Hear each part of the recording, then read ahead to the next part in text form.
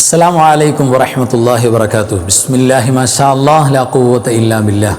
അല്ലാഹുമ്മ സ്വല്ലി അലാ സയ്യിദിനാ മുഹമ്മദിൻ വഅലാ ആലി സയ്യിദിനാ വമൗലാനാ മുഹമ്മദ്. അൽഹംദുലില്ലാഹ്. അല്ലാഹു സുബ്ഹാനഹു വ തആല അവൻ്റെ മഹളായ ഫദ്ല് കൊണ്ട് ഇരുലോക വിജയികളിൽ നമ്മയും വേണ്ടപ്പെട്ടവരെയും പ്രത്യേകിച്ച് നമ്മുടെ അൻവാർ ഫസലിൻ്റെ കുടുംബം, നമ്മുടെ ക്ലാസ് കേൾക്കുന്ന, പഠിക്കുന്ന, കൂടെ ചൊല്ലുന്ന, പറയുന്ന എല്ലാവർക്കും അള്ളാഹു ഇരുലോക വിജയം സന്തോഷകരമായി തരട്ടെ. നമ്മുടെ എല്ലാ പ്രയാസങ്ങളും വിഷമങ്ങളും കടങ്ങളും രോഗങ്ങളൊക്കെ അള്ളാഹു മാറ്റി തരട്ടെ. നമ്മുടെ മരിച്ചുപോയവർക്ക് അള്ളാഹു ജന്നത്ത് കൊടുക്കട്ടെ. ആമീൻ യാ റബ്ബൽ ആലമീൻ. പ്രിയപ്പെട്ടവർ, ഇപ്പോൾ ഒരു മഴക്കാല സീസണാണ്. നമ്മിൽ ഭൂരിഭാഗം ആളുകളും നമ്മുടെ മക്കളെല്ലാം കഫസംബന്ധമായ കഫജന്യ രോഗത്തിന് അടിമപ്പെടുന്നൊരവസ്ഥയാണ്. കുട്ടികൾക്ക് വലിയ പ്രയാസം, രാത്രി ഉറക്കം പ്രയാസമായി, പകൽ നമുക്ക് വർക്കൗട്ട് ചെയ്യാൻ, ജോലിക്ക് പോകാൻ പ്രയാസം, അതെല്ലാം കഫജന്യമായ ചില അസുഖങ്ങളുമായി ബന്ധപ്പെട്ട് നമ്മൾ പ്രയാസപ്പെടുന്നതിൻ്റെ ഭാഗമാണ്. ഇവിടെ ആയത്തുൽ കുർസി കൊണ്ട് കഫസംബന്ധമായ രോഗങ്ങൾ മാറാൻ, കഫശല്യം മാറാൻ എങ്ങനെയാണ് നമുക്ക് മെഡിസിനായി ഉപയോഗിക്കാൻ പറ്റുന്നത്, അല്ലെങ്കിൽ നമുക്ക് ട്രീറ്റ് ചെയ്യാൻ പറ്റുന്നത്, അതാണ് ഇന്നത്തെ നമ്മുടെ ടോപ്പിക്ക്. ഇവിടെ പ്രിയപ്പെട്ടവരെ പറഞ്ഞതുപോലെ കഫം ക്രമാതീതമായി വർദ്ധിക്കുന്നൊരവസ്ഥ വരുമ്പോൾ പലപ്പോഴും അതിനകത്ത് ഫംഗസ്, ബാക്ടീരിയകൾ, പ്രശ്നങ്ങൾ ഉണ്ടാകുമ്പോൾ നമുക്കത് സംബന്ധമായ രോഗങ്ങൾ ഉണ്ടാകുന്നൊരു സിറ്റുവേഷൻ, പ്രത്യേകിച്ച് മഴക്കാലമാണ്. ഈ ഒരു സമയത്ത് പ്രിയപ്പെട്ടവരെ എങ്ങനെയാണ് ഈ പ്രയാസത്തിൽ നിന്നും രക്ഷപ്രാപിക്കാൻ കഴിയുന്നത്? ഒരു രോഗം ഉണ്ടായാൽ എങ്ങനെ ചികിത്സിക്കാൻ പറ്റും, ഉണ്ടാകാതിരിക്കാൻ എങ്ങനെ നോക്കാൻ പറ്റും? ഇത് ഫസ്റ്റ് വൺ നമ്മൾ നോക്കേണ്ടത് ഇത്തരം രോഗങ്ങൾ വരാതിരിക്കാനാണ്. കഫസംബന്ധമായ രോഗങ്ങൾ ഒരാൾക്ക് വരാതിരിക്കണം എന്നുണ്ടെങ്കിൽ അതിനുള്ള ഓപ്ഷൻ ഉണ്ട് നമ്മുടെ മുന്നിൽ. നമ്മൾ പലപ്പോഴും രണ്ടാമത്തെ സെക്കൻഡ് ഓപ്ഷനാണ് നമ്മൾ സെലക്ട് ചെയ്യുന്നത്. അതായത് രോഗം വന്നാൽ ചികിത്സിക്കാം, അതല്ല രോഗം വരാതിരിക്കാൻ എന്താ മാർഗമുള്ളത്? കഫം എന്ന് പറയുന്നത് ചുമ്മാ ആകാശത്ത് നിന്ന് പൊട്ടി മുളയ്ക്കില്ല. ഭക്ഷണം, നമ്മുടെ ഫുഡിൽ നിന്നാണ് അത്തരം കാര്യങ്ങളെല്ലാം പ്രിയപ്പെട്ടവരെ ഉണ്ടായി വരുന്നത്. അപ്പോൾ എന്താ വേണ്ടത്? തീർച്ചയായും ഫുഡ് നന്നായിട്ട് ശ്രദ്ധിക്കണം. പ്രത്യേകിച്ച് മഴക്കാലമാണ്. ഓരോ സീസണിലും ആ സീസണുമായി ബന്ധപ്പെട്ട ഫുഡുകളാണ് നമ്മൾ പരിഗണിക്കേണ്ടത്. നമ്മുടെ ശരീരം ഹെൽത്തി ആയിട്ടിരിക്കാൻ പ്രധാനപ്പെട്ട കാരണമാണ്. പ്രത്യേകിച്ച് കഫജന്യ രോഗങ്ങൾ മാറാൻ, കഫസംബന്ധമായ പ്രയാസങ്ങൾ എന്നേക്കുമായി ഒഴിഞ്ഞു പോകാൻ, വരാതിരിക്കാൻ എന്താ മാർഗമുള്ളത്? പ്രധാനപ്പെട്ട ശ്രദ്ധിക്കേണ്ടത്, നമ്മൾ വൈകിട്ടത്തെ ആഹാരം നമ്മൾ പറഞ്ഞിട്ടുണ്ട്, ഡിന്നറിനെ കുറിച്ച് പറഞ്ഞിട്ടുണ്ട്. അതേപോലെ തന്നെ ഉച്ചയ്ക്ക് ശേഷമുള്ള ആഹാരം, കൂടുതൽ അരിഭക്ഷണം കഴിക്കുക, അല്ലെങ്കിൽ മൈദ അടങ്ങിയ ആഹാരങ്ങൾ വൈകിട്ടത്തെ ആഹാരത്തിൽ ചേർക്കുക. രാത്രി 7 മണിക്ക് ശേഷം നമ്മൾ ഫുഡ് കഴിക്കുന്ന അവസ്ഥ തുടർന്നുകൊണ്ടിരിക്കുക. എന്നാൽ പ്രിയപ്പെട്ടവരെ, നമുക്ക് കഫസംബന്ധമായ രോഗം മാറില്ല. അത് കൂടുതൽ കഫുണ്ടാക്കും. പ്രത്യേകിച്ച് പ്രിയപ്പെട്ടവരെ, നമ്മെ സംബന്ധിച്ചിടത്തോളം നമ്മൾ നേരം വൈകിട്ടൊക്കെ ആഹാരം കഴിക്കും, അല്ലെങ്കിൽ വൈകിട്ട് നമ്മൾ കൂടുതൽ ഈ ആഹാരങ്ങൾ കഴിക്കാൻ തയ്യാറാണ്. എന്നിട്ട് നമ്മൾ പകലിൽ അല്ലെങ്കിൽ രാത്രിയിൽ മരുന്ന് കഴിച്ചിട്ട് കേവലം നമ്മൾ ക്യാപ്സൂളുകൾ കഴിക്കും, അല്ലെങ്കിൽ നമ്മൾ ആൻറ്റിബയോട്ടിക് എടുക്കും. ഇതൊക്കെ ചെയ്യുന്നുണ്ട്. പക്ഷേ ഒരു സ്ഥിരമായ രോഗശാന്തി അല്ലെങ്കിൽ രോഗമുക്തി നമുക്ക് കിട്ടുന്നില്ല. കുറച്ച് കഴിയുമ്പോൾ വീണ്ടും വരുന്നൊരവസ്ഥയാണ്. ഇതുണ്ടാകാനുള്ള കാരണം പ്രധാനപ്പെട്ടത് നമ്മുടെ ഫുഡാണ്. അതുകൊണ്ട് പ്രിയപ്പെട്ടവരെ, വൈകിട്ടത്തെ ആഹാരം ഒരു കാരണവശാലും 7 മണിക്ക് ശേഷം നമ്മൾ അരി ആഹാരം കഴിക്കുന്ന, അല്ലെങ്കിൽ മൈദ അടങ്ങിയ ആഹാരം കഴിക്കുന്ന പതിവ് മാറ്റാതെ ഇത്തരം പ്രയാസങ്ങൾ മാറില്ല. അത് കൃത്യമായിട്ട് കൈകാര്യം ചെയ്യണം. അതോടൊപ്പം എപ്പോഴാണെങ്കിലും ഇപ്പോൾ രാവിലെ പ്രാതൽ കഴിക്കുകയാണ്, അതൊക്കെ നേരം വൈകിട്ട് കഴിക്കുന്ന അവസ്ഥ, ഭക്ഷണം നേരം വൈകി കഴിക്കുക, ആ ഒരു അവസ്ഥകൾ പലപ്പോഴും കഫജന്യമായ രോഗത്തിലേക്ക് നമ്മളെ കൊണ്ടുപോകാൻ കാരണമാകുന്നുണ്ട്. അതേപോലെ തന്നെ ഫുഡ് കഴിച്ചിട്ട് ഉടൻ കിടക്കുക, അത് ഉച്ചക്കാണെങ്കിലും വൈകിട്ടത്തെ ഡിന്നറാണെങ്കിലും ഫുഡ് കഴിക്കുക, ആഹാരം കഴിക്കുക, പിന്നെ ഉടൻ തന്നെ കിടക്കുന്ന ഒരു ടെൻഡൻസി ഉണ്ടായാൽ കഫസംബന്ധമായ രോഗം നമ്മളെ വിട്ടുമാറില്ല, കൂടെ ഉണ്ടാവും. പ്രത്യേകം ഓർത്തിരിക്കണം, അത്തരം ശീലങ്ങൾ മാറ്റണം. പിന്നെയോ ധാരാളം ഒരുപാട് വെള്ളം കുടിക്കുന്ന അവസ്ഥ ഭക്ഷണം പോലെ തന്നെയാണ്. പലപ്പോഴും നമ്മൾ സാധാരണ പറയാറുണ്ട്, ചിലപ്പോൾ ഡോക്ടർമാരൊക്കെ ധാരാളം വെള്ളം കുടിക്കണമെന്ന്. ഒന്നിനും ധാരാളിത്തമല്ല, എല്ലാം മീഡിയം നിലക്കാണ്. മുത്തവസ് ഖൈറുൽ ഉമൂരി ഔസത്തുഹാന, മുസ്ലിമിനോട് പരിശുദ്ധമായ ദീനിൻ്റെ ഒരു സെറ്റപ്പ് അങ്ങനെയാണ്. എല്ലാം മധ്യനിലപാടോടുകൂടെ ഒരു മീഡിയം നിലയ്ക്കേ പോകാമുള്ളൂ. വെള്ളം ധാരാളം കുടിക്കുന്ന അവസ്ഥയുണ്ടായാൽ അത് മുഖേനയും പ്രിയപ്പെട്ടവരെ നമുക്ക് പല ക്ഷീണങ്ങളും ബാധിക്കാനും, പ്രത്യേകിച്ച് കഫസംബന്ധമായ പ്രയാസങ്ങളിലേക്ക് അത് കൊണ്ടുപോകാനൊക്കെ കാരണം അത്യാവശ്യം വെള്ളം കുടിക്കണം. വെള്ളം തീരെ കുടിക്കാതിരുന്നാലും പ്രശ്നമാണ്. അപ്പോൾ വെള്ളം ആവശ്യത്തിന്, നമ്മുടെ ശരീരത്തിന് ആവശ്യകരമായ നിലക്ക് തന്നെയാണ് വെള്ളം ഉപയോഗിക്കാൻ പാടുള്ളൂ. അവിടെയും നമ്മൾ ക്വാണ്ടിറ്റി കൂട്ടാൻ പാടില്ല. പിന്നെ കഫസംബന്ധമായ രോഗമുണ്ടാകാനുള്ള ഏറ്റവും ഇമ്പോർട്ടൻ്റ് ആയ വിഷയം എന്ന് പറയുന്നത് നമ്മുടെ ഇമ്മ്യൂണിറ്റി സിസ്റ്റം തകരാറാവലാണ്. ഇമ്മ്യൂണിറ്റി സിസ്റ്റം, നമ്മുടെ രോഗപ്രതിരോധ ശേഷിക്ക് പ്രയാസങ്ങൾ സംഭവിച്ചാൽ, അത് ബലം കുറഞ്ഞാൽ തീർച്ചയായിട്ടും ഏത് രോഗം, അയരത്തൂടെ പോകുന്ന രോഗവും ചാടിക്കയറും.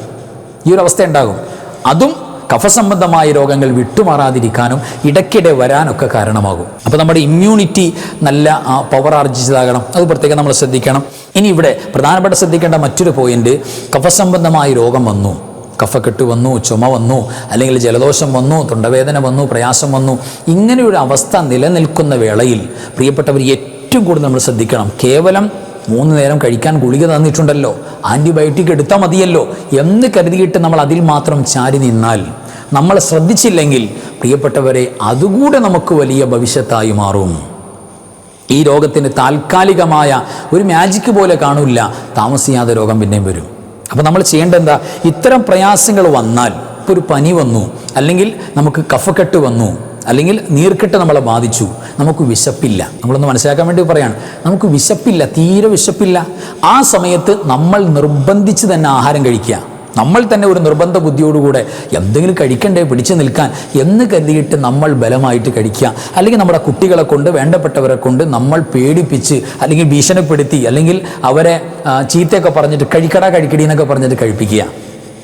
തീർച്ചയായും അത് വലിയ വില കൊടുക്കേണ്ടി വരും. അവരുടെ ആരോഗ്യം നമ്മൾ തകർത്തിക്കളയാണ് അതിലൂടെ. വിശപ്പില്ലാത്ത ഒരു രോഗി എന്ന് പറഞ്ഞാൽ ആ രോഗിക്ക് ആ രോഗസംബന്ധമായ കാരണത്തിൻ്റെ പേരിൽ വിശപ്പുണ്ടാവില്ല. അപ്പം അവരുടെ വിശപ്പിൻ്റെയും ദാഹത്തിൻ്റെയും കണക്കനുസരിച്ച് അവർ ഭക്ഷണം കഴിക്കാൻ പാടുള്ളൂ. മറ്റൊരാളുടെ നിർബന്ധത്തിന് വഴങ്ങി അല്ലെങ്കിൽ നമ്മൾ തന്നെ അത് കഴിച്ചേ പറ്റൂന്ന് കരുതി നമ്മൾ ബലമായി ആഹാരം കഴിച്ചാൽ വിശപ്പില്ലാതെ കഴിക്കും. തൊണ്ടവേദന ഒന്നും ഇറങ്ങിപ്പോകുന്നില്ല എങ്കിലും നമ്മൾ കടിച്ചു പിടിച്ച് മരണവെപ്രാളത്തോടെ ഭക്ഷണം ഇറക്കി വിടുകയാണ് അല്ലേ? നമുക്ക് എന്താ വിശപ്പില്ലാതെ ആയത്? രോഗം വന്നപ്പോൾ, കഫസംബന്ധമായ രോഗങ്ങൾ നമ്മളെ ബാധിച്ചപ്പോൾ എന്തേ വിശപ്പില്ലാത്തത്? തീർച്ചയായും നമ്മുടെ ശരീരത്തിൽ നിന്ന് പുറത്തു പോകേണ്ട രോഗാണുക്കൾ അത് പുറത്തു പോകുക തന്നെ വേണം. ഉള്ളിൽ കൂടിക്കിടക്കുന്ന കഫം അത് തീർച്ചയായിട്ടും ചുമച്ചും കുറച്ചൊക്കെ പുറത്തേക്ക് പോകേണ്ടതാണ്. മരുന്ന് കഴിച്ചിട്ട് കഫത്തെ ഡ്രൈ ആക്കി ഉണക്കി വെക്കുക, എന്നിട്ട് അതിൽ നിന്നും വീണ്ടും രോഗങ്ങൾ പിന്നീട് വരുന്നൊരവസ്ഥ. അങ്ങനെ എല്ലാം ഉണ്ടാകേണ്ടത്. ചുമച്ചു പോകേണ്ട, നമ്മൾ തുപ്പിക്കളയേണ്ട, തീർച്ചയായും ചീറ്റിക്കളയേണ്ടത് അതങ്ങനെ തന്നെ കളയണം. അതൊരു യഥാർത്ഥത്തിൽ അതൊരു വിസർജനമാണ്. ശരീരം വിസർജിച്ച് കളയുകയാണ് രോഗാണുക്കളെ, രോഗസംബന്ധമായ അവസ്ഥകളെ. അപ്പോൾ തീർച്ചയായിട്ടും അതിന് നമ്മൾ കൂടുതൽ അനുവദിക്കണം. കഫം, വേണ്ടാത്ത കഫം പുറത്തു പോകാൻ അനുവദിക്കണം. ആ ഒരു സമയത്ത് തന്നെ കൂടുതൽ ആഹാരങ്ങൾ കഴിച്ച്, ദഹനം തീരെ കിട്ടാത്ത സമയത്ത്, വിശപ്പില്ലാത്ത നേരത്ത്, വായിന് ടേസ്റ്റ് ഇല്ലാത്ത സമയത്ത് ഭക്ഷണം ദഹിപ്പിക്കാനുള്ള രസങ്ങൾ നമ്മുടെ വായിൽ നിലവിലില്ലാത്തൊരവസ്ഥയിൽ കഴിച്ചിരിക്കണം. വായിന് നല്ല കയ്പ്പാണ് എങ്കിലും നമ്മൾ അങ്ങോട്ട് കഴിക്കുക. അതൊക്കെ പ്രിയപ്പെട്ടവരെ നിലവിൽ നമ്മുടെ രോഗം നിത്യമാകാൻ ഒരു കാരണമാകും. നിത്യമാകാൻ കാരണം പ്രത്യേകിച്ച് കഫസംബന്ധമായ രോഗങ്ങൾ, നീർക്കെട്ട്, മറ്റുള്ള പ്രശ്നങ്ങൾ വന്നിരിക്കുന്ന സമയത്ത് കഞ്ഞി കുടിക്കുന്നൊരവസ്ഥയുണ്ട്. അത് സാധാരണ നമ്മുടെ കാരണവന്മാർക്ക് ചിലപ്പോൾ പറയും, ഇപ്പോൾ ഏതായാലും സുഖമില്ലാത്തതല്ലേ, പനിയല്ലേ, അല്ലെങ്കിൽ വലിയ പ്രയാസമല്ലേ, കഞ്ഞി കുടിച്ചാൽ മതി എന്ന് പറയും. അത് ചില ഡോക്ടർമാരുടെ ഭാഷയിൽ പറഞ്ഞാൽ അത് കഫത്തിൻ്റെ ബോംബാണെന്ന് അവർ പറയുന്നത്. കഞ്ഞിയും കഞ്ഞിവെള്ളമൊക്കെ കൂടി കുടിക്കുമ്പോൾ തീർച്ചയായിട്ടും ഇതൊന്നും കുടിക്കാൻ പാടില്ലെന്നോ, ഇത് കുടിച്ചാൽ പ്രശ്നമാണെന്നോ, അല്ലെങ്കിൽ വലിയ പ്രയാസം ഉണ്ടാകുന്നോ അല്ലേ പറയുന്നത്.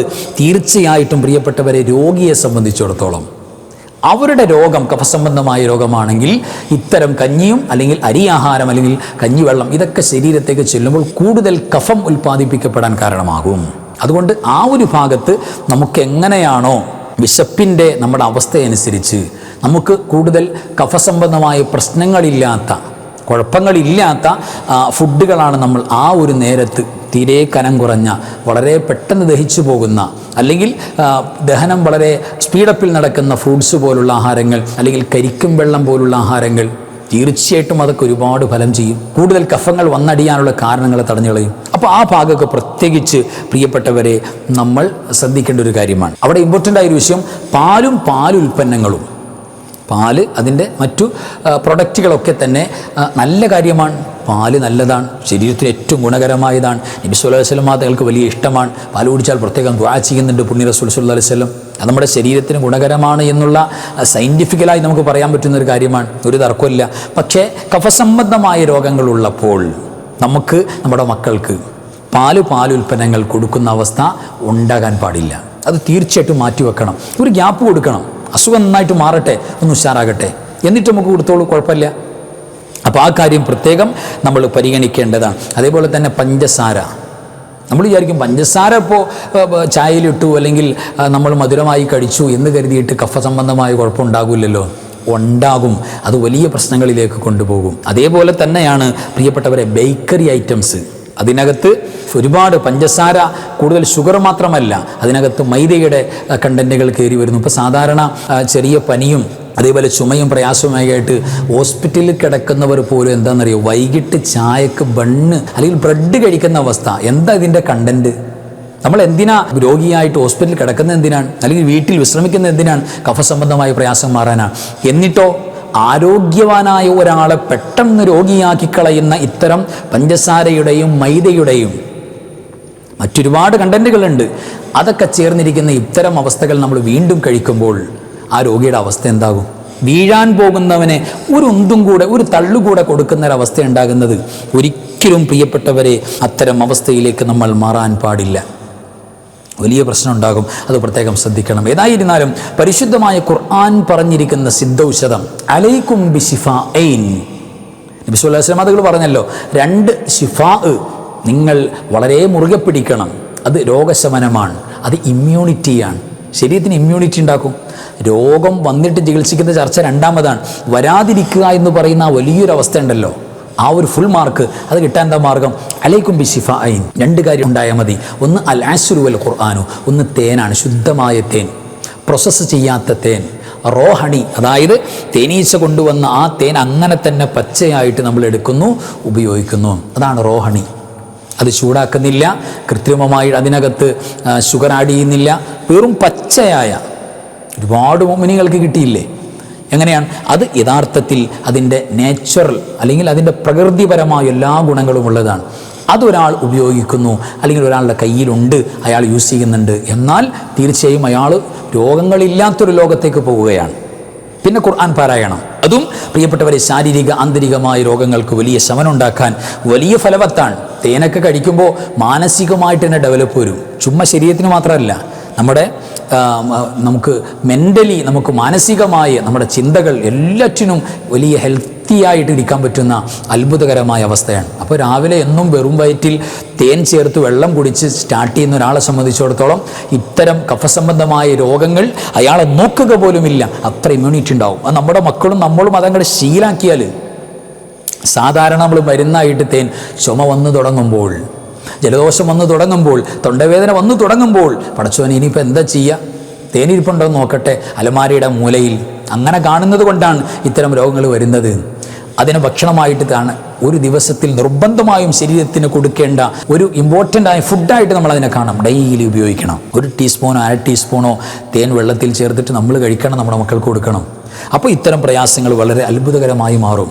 ഇനി കഫസംബന്ധമായ രോഗങ്ങൾ, ചുമ വരുന്നുണ്ട്, തൊണ്ടവേദനയുടെ പ്രയാസമുണ്ട്, അല്ലെങ്കിൽ ജലദോഷത്തിൻ്റെ പ്രയാസമുണ്ട്, ഈ ഒരു അവസ്ഥയിലൊക്കെ നമുക്ക് ശുദ്ധമായ തേൻ, ശുദ്ധമായ മഞ്ഞൾപ്പൊടി, കടയിൽ നിന്ന് വാങ്ങുന്ന പാക്കറ്റിൽ വരുന്ന നമുക്ക് പറയാൻ പറ്റില്ല, നമുക്കുറപ്പുള്ള ശുദ്ധമാണ്, കുർക്കുമിൻ അതിൻ്റെ അംശങ്ങൾ പോകുന്നില്ല, അതിൻ്റെ ഗുണങ്ങൾ നഷ്ടപ്പെടുന്നില്ല, പ്യൂറാണ്, നാച്ചുറലാണ്, അങ്ങനെ ബോധ്യമുള്ള മഞ്ഞൾപ്പൊടിയും കൂടെ മിക്സ് ചെയ്തിട്ട് 1 ടീസ്പൂണിൽ നമ്മൾ മിക്സ് ചെയ്തിട്ട് അൽഹംദുലില്ലാ ഒരൽപ്പം കഴിച്ചാൽ അത് പല തവണകളായി 2-3 നേരം നമ്മൾ ആവർത്തി നാവിലേക്ക് വെക്കുക.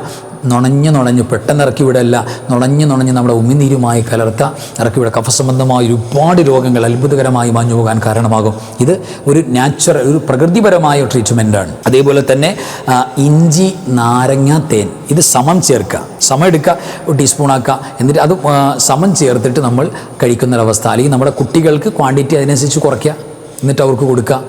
ഇത്തരം രോഗങ്ങൾ അത്ഭുതകരമായി, ഇതൊക്കെ എക്സ്പീരിയൻസ് ആയിരക്കണക്കിന് പറയാനുണ്ട്. രോഗങ്ങൾ മാഞ്ഞു, ഹോസ്പിറ്റലിൽ പോകേണ്ട ഒരു ചർച്ച തന്നെ വരില്ല, കെട്ടിയിട്ടതുപോലെ നിൽക്കും. എന്നാലോ ഈ കഫം പോകാതെ, നമ്മൾ സാധാരണ മരുന്നൊക്കെ ചെയ്യുമ്പോൾ കഫം പോകാതെ ഉള്ളിൽ ഉണങ്ങിക്കിടക്കുന്ന അടിച്ചമർത്തുന്ന അവസ്ഥ ഉണ്ടാവില്ല. മോശപ്പെട്ട കഫം ചുമച്ച് തന്നെ പുറത്തേക്ക് പോകും. കൃത്രിമമായി ഒന്നുമില്ല, നാച്ചുറലായി തന്നെ. അപ്പോൾ ആ ഗുണങ്ങൾ നമുക്ക് കിട്ടാൻ കാരണമാകും. എന്നിട്ടത് പൂർണ്ണമായിട്ട് ഭേദമായിട്ട് ഡെയിലി നമ്മൾ തേൻ ഉപയോഗിക്കുന്ന ഒരവസ്ഥ കൂടെ തുടർന്ന് വന്നാൽ ഒരുപാട് ഗുണങ്ങൾ കിട്ടും. ഏതായിരുന്നാലും നമ്മുടെ സൈനസിൽ കഫം കെട്ടിക്കിടക്കുന്ന അവസ്ഥ പലപ്പോഴും വലിയ പ്രയാസകരമായി, നമ്മൾക്ക് നിസ്കരിക്കുമ്പോൾ തന്നെ സുജൂദ് ചെയ്യുമ്പോൾ ഭയങ്കര അവിടെ ഇവിടെയൊക്കെ വേദന, ഈ ഒരു അവസ്ഥയൊക്കെ ഉണ്ടാവും. ഈ ഒരു അവസ്ഥയൊക്കെ ഉണ്ടാകുമ്പോൾ നല്ല നാടൻ കല്ലുപ്പ് എടുക്കുക, എന്നിട്ട് നമ്മൾ നേരത്തെ പറഞ്ഞല്ലോ പ്യൂർ മഞ്ഞപ്പൊടി നമ്മളതിലേക്ക് ചേർത്തി കൊടുക്കുക. എന്നിട്ട് ചൂടാക്കി നല്ല തിളച്ച് വരുമ്പോൾ പതുക്കെ പതുക്കെ നമ്മൾ മൂക്കിലൂടെയും വായിലൂടെയൊക്കെ ആവി ഇങ്ങനെ വലിക്കുക. മൂക്കിലൂടെ വലിക്കുക, അതേപോലെ തന്നെ വായിലൂടെ വലിക്കുക, ആവി വലിക്കുക. തീർച്ചയായും അത്ഭുതകരമായ മാറ്റം ഉണ്ടാവും. അത് കല്ലുപ്പായിരിക്കണം. ഞാൻ വളരെ നിർബന്ധം പറയാണ്. നമ്മുടെ ആരുടെയെങ്കിലും വീട്ടിൽ നമ്മൾ പൊടിയുപ്പ് ഉപയോഗിക്കുന്നുണ്ടെങ്കിൽ അറിയാതെ, നമ്മുടെ ക്ലാസ് കേൾക്കുന്നവരേതായിരുന്നാലും ഇല്ല, അറിയാതെ ഉപയോഗിച്ചു കൊണ്ടിരിക്കുന്നുണ്ടെങ്കിൽ ഇന്ന് തന്നെ അതിൽ നിന്ന് സലാമത്താണ്. രാജിയാകണം. കല്ലുപ്പ് ഉപയോഗിക്കണം, അല്ലെങ്കിൽ ഇന്ദുപ്പ് ഉപയോഗിക്കണം. ഒരു കാരണവശാലും പൊടിയിപ്പിലേക്ക് നമ്മൾ പോകരുത്. അപ്പോൾ ഏതായിരുന്നാലും കേട്ടോളൂ, ഇവിടെ നമ്മൾ ഉപ്പ്, കല്ലുപ്പ്, അതേപോലെ തന്നെ മഞ്ഞൾ, ഇത് രണ്ടും ചേർത്തിട്ട് വെള്ളം ചൂടാക്കി ഒരു ചെറിയ ചൂട്, നമുക്ക് ഉൾക്കൊള്ളാൻ കഴിയുന്നൊരു ചൂട് തൊണ്ടയിലാക്കുക, ഗാർഗിൾ ചെയ്യുക. അത്ഭുതകരമായ മാറ്റം ഉണ്ടാകും. ഇതൊക്കെ നമുക്ക് ഇത്തരം അവസ്ഥകളിൽ ചെയ്യാവുന്നതാണ്. ഏതായിരുന്നാലും കഫസംബന്ധമായ രോഗങ്ങൾ മാറാൻ, കഫശല്യം മാറാൻ ആയത്തുൽ കുർസി എങ്ങനെയാണെന്ന് നോക്കാം. നമുക്ക് അത്ഭുതകരമായ മാറ്റം ഉണ്ടാകും. അതായത് കല്ലുപ്പ്, ഞാൻ പറഞ്ഞല്ലോ നേരത്തെ, കല്ലുപ്പ്, നല്ല ശുദ്ധമായ കല്ലുപ്പ് എടുക്കുക. 7 ഉപ്പിൻ്റെ കല്ല്, 7 കല്ലുപ്പുകൾ എടുക്കുക, 7 എണ്ണം എണ്ണി എടുക്കുക. എന്നിട്ട് ഓരോ കല്ലുപ്പിലും നമ്മൾ 7 തവണ വീതം ആയത്തുൽ കുർസി ഓതുക. ഒരു കല്ലുപ്പിൻ്റെ ഒരു കഷ്ണം എടുക്കുക, എന്നിട്ട് അതിനകത്ത് 7 ആയത്തുൽ കുർസി ഓതിയിട്ട് ഊതുക, അടുത്തിൽ ഊതുക. അങ്ങനെ 7 എണ്ണത്തിലും ഊതി വെക്കുക. മരുന്ന് റെഡിയായി. എന്നിട്ട് ഓരോ ദിവസവും ഓരോന്ന്, ചുമ്മാ വാരിയെടുത്ത് വിഴുങ്ങണം എന്നല്ലേ പറയുന്നത്. ഒരു ദിവസത്തിൽ ഒരെണ്ണം എടുക്കുക, മറ്റേത് സൂക്ഷിച്ചു വെക്കുക. എന്നിട്ട് ബിസ്മില്ലാഹിർ റഹ്മാനിർ റഹീം എന്ന് നാവിലേക്ക് ഇടുക. ചുമ്മാ വിഴുങ്ങി കളയരുത്. നാവിൽ നമ്മൾ അലിയിച്ച് അതിൻ്റെ രസങ്ങൾ, അതിൻ്റെ ടേസ്റ്റുകൾ, അതിൻ്റെ ആ ഒരു രുചി, ടേസ്റ്റ് സന്തോഷത്തോടെ ഇറങ്ങിപ്പോട്ടെ തീർച്ചയായിട്ടും. എന്നിട്ട് അള്ളാഹുവിനോട് ദുആ ചെയ്യുക, പടച്ചോനെ അള്ളാഹുവെ, ആയത്തുൽ കുർസിയുടെ അത്ഭുതകരമായ ശിഫാ കൊണ്ട് എൻ്റെ കഫസംബന്ധമായ രോഗം മാറണമെന്ന് മാത്രമല്ല, ഇനി ഇത്തരം പ്രയാസങ്ങൾ വരരുതേ റബ്ബേന്ന്. അങ്ങനെ 7 ദിവസം, ഒരാഴ്ച 7 ദിവസം, ഓരോ ദിവസവും ഇത് ഓരോ കഷ്ണങ്ങളായി നമുക്ക് ഈ രീതിയിൽ നിയ്യത്ത് വെച്ച് തന്നെ ബിസ്മി ചൊല്ലി റാഹത്തായി നാവിൽ വെച്ച് നുണഞ്ഞ് ഇറക്കി കഴിക്കാവുന്നതാണ്. ഒരുപാട് അത്ഭുതകരമായ മാറ്റം ഇതിലൂടെ സംഭവിച്ച ഒരുപാട് മുഅ്മിനുകൾ, ഉമ്മമാർ, ഉപ്പമാർ എക്സ്പീരിയൻസ് പറഞ്ഞിട്ടുണ്ട്. അപ്പോൾ കഫം, അതെങ്ങനെയാണ് അത്തരം രോഗങ്ങൾ വരുന്നത്, അത് വരാതിരിക്കാനുള്ള മാർഗ്ഗങ്ങൾ എന്താ, ഈ വന്നാൽ നമ്മൾ ശ്രദ്ധിക്കേണ്ട പ്രധാനപ്പെട്ട കാര്യങ്ങൾ എന്താണ്, ഏതെല്ലാം കാര്യങ്ങൾ ശ്രദ്ധിച്ചില്ലെങ്കിലാണ് ഈ രോഗം കൂടുന്നത്, മാത്രമല്ല ഇനി ഒരിക്കലും വരാതിരിക്കാൻ വേണ്ടി ആയത്തുൽ കുർസി കൊണ്ട് എങ്ങനെയാണ് ഈ രോഗത്തെ ട്രീറ്റ് ചെയ്യേണ്ടത്, ഈ വിഷയങ്ങളുമായി ബന്ധപ്പെട്ട ചെറിയൊരു ചർച്ചയാണ് നമ്മൾ ചെയ്തിട്ടുള്ളത്. ഏതായിരുന്നാലും അള്ളാഹു കാര്യങ്ങൾ കൃത്യമായി മനസ്സിലാക്കാനും അള്ളാഹുവിൻ്റെ പൊരുത്തത്തോടെ ആഫിയത്തോടെ ഫിദ്ദുനിയ വൽ ആഖിറ സൗഖ്യമായി ജീവിക്കാനും അള്ളാഹു തൗഫീക്ക് നൽകട്ടെ. അള്ളാഹു നമുക്ക് പരിപൂർണമായ വിജയം, സലാമത്ത് അള്ളാഹു പ്രദാനം ചെയ്യട്ടെ. പ്രത്യേകിച്ച് നമുക്കറിയാലോ പ്രിയപ്പെട്ടവരെ, നമ്മുടെ ഇറാനിൻ്റെയും ഇസ്രായേലിൻ്റെയും ശക്തമായ ഒരു യുദ്ധത്തിൻ്റെ വക്കിൽ നിന്നുകൊണ്ട് അങ്ങോട്ടും ഇങ്ങോട്ടും പ്രിയപ്പെട്ടവരെ അടികൾ നടന്നുകൊണ്ടിരിക്കുകയാണ്. ഈ ഒരു സന്ദർഭത്തിൽ നമ്മുടെ എല്ലാ മനസ്സിൽ ഇല്ലേ എപ്പോഴും തോന്നേണ്ട, അല്ലെങ്കിൽ ആലോചിക്കേണ്ട ഏറ്റവും പ്രധാനപ്പെട്ട ഒരു പോയിൻ്റ് എന്ന് പറയുന്നത്, യഥാർത്ഥത്തിൽ ഇസ്രായേൽ എന്ന് പറയുന്നത് അവരെ നമുക്ക് പെട്ടെന്ന് മറന്നു കളയാൻ പറ്റുന്നൊരു വകുപ്പല്ല ഈ ജൂതന്മാർ. കാരണം അത്രയേറെ ക്രൂരമായി പിഞ്ചു കുഞ്ഞുങ്ങളെ വരെ ജീവനോടെ കരിച്ചു കളയുന്ന, അല്ലെങ്കിൽ പട്ടിണിക്കിട്ട് കൊന്നുകളയുന്ന ക്രൂര മനോഭാവം, ഒരിക്കലും കരുണ ചെയ്യാത്തവർക്ക് കരുണ അർഹിക്കുന്നില്ല എന്ന് പറയുന്നത് പോലെ ബെഞ്ചമിൻ നെതന്യാഹു അല്ലേ, എത്ര ക്രൂരമായിട്ടാണ് പാവപ്പെട്ട ഫലസ്തീനിൻ്റെ മക്കളോട് അന്നും ഇന്നുമൊക്കെ പെരുമാറിക്കൊണ്ടിരിക്കുന്നത്. തീർച്ചയായും പ്രിയപ്പെട്ടവരെ, കാലം അതിന് മറുപടി കൊടുക്കും, അതുറപ്പാണ്. അതായത് ജീവനില്ലാത്ത കല്ലുകൾ പോലും, ജീവനില്ലാത്ത കല്ലുകൾ പോലും, മരങ്ങൾ പോലും വിളിച്ചു പറയും. എന്ത് വിളിച്ചു പറയുന്നത്? വറാഇ യഹൂദിയുൻ, എൻ്റെ പിന്നിൽ ഇസ്രായേൽ, എൻ്റെ പിന്നിൽ ജൂതനുണ്ട്, നിങ്ങൾ കൊന്നോളൂ, നശിപ്പിച്ചു കളയും എന്ന് പറഞ്ഞ് കല്ലുകൾ പോലും വിളിച്ചു പറയുന്ന ഒരു കാലം ഈ ഉമ്മത്ത് കാണാൻ പോകുന്നുണ്ട് എന്ന് പറഞ്ഞുകൊണ്ടാണ് പരിശുദ്ധ റസൂൽ സ്വല്ലല്ലാഹു അലൈഹി വസല്ലം തങ്ങൾ പോയത്. ഇന്നല്ലെങ്കിൽ നാളെ അടികിട്ടി പാഠം പഠിക്കാൻ പോകുകയാണ്. ഏതായിരുന്നാലും ശത്രുക്കളുടെ, പ്രത്യേകിച്ച് മുസ്ലിം ഉമ്മത്തിനെ, അല്ലെങ്കിൽ പാവപ്പെട്ട ഏത് ഉമ്മത്തിനെയും, ഏത് സമുദായക്കാരെയും അനാവശ്യമായി വേദനിപ്പിക്കുന്ന ആരുണ്ടെങ്കിലും അള്ളാഹു അവരുടെ ശക്തികളെ തടഞ്ഞു വെക്കട്ടെ, അവരുടെ കുതന്ത്രങ്ങളെ പരാജയപ്പെടുത്തി കളയട്ടെ. അള്ളാഹു ഈ ഉമ്മത്തിന് ഇസ്സത്ത് നൽകട്ടെ. പ്രത്യേകിച്ച് പ്രിയപ്പെട്ടവരെ, ഏതു മനുഷ്യരും ഏതു മതക്കാരനായാലും ഈ ഭൂമി ലോകത്ത് അള്ളാഹു ജീവിക്കാൻ അനുവാദം കൊടുത്തിരിക്കുകയാണ്. അങ്ങനെ സന്തോഷത്തോടുകൂടി ജീവിക്കട്ടെ, അള്ളാഹു വിജയിപ്പിക്കട്ടെ. വആഖിറു കലാമി അൽഹംദുലില്ലാഹി റബ്ബിൽ ആലമീൻ. അസ്സലാമു അലൈക്കും വറഹ്മത്തുള്ളാഹി വബറകാതുഹു. ബിസ്മില്ലാഹി മാ ശാ അല്ലാഹ് ലാ ഖുവത ഇല്ലാ ബില്ലാഹ് മാ ശാ അല്ലാഹ് കുല്ലു നിഅമതിൻ മിനല്ലാഹ് മാ ശാ അല്ലാഹ് അൽ ഖൈറു കുല്ലുഹു بيد الله ما شاء الله لا يصرف السوء إلا الله بسم الله ما شاء الله لا قوة إلا بالله ما شاء الله كل نعمة من الله ما شاء الله الخير كله بيد الله ما شاء الله لا يصرف السوء إلا الله بسم الله ما شاء الله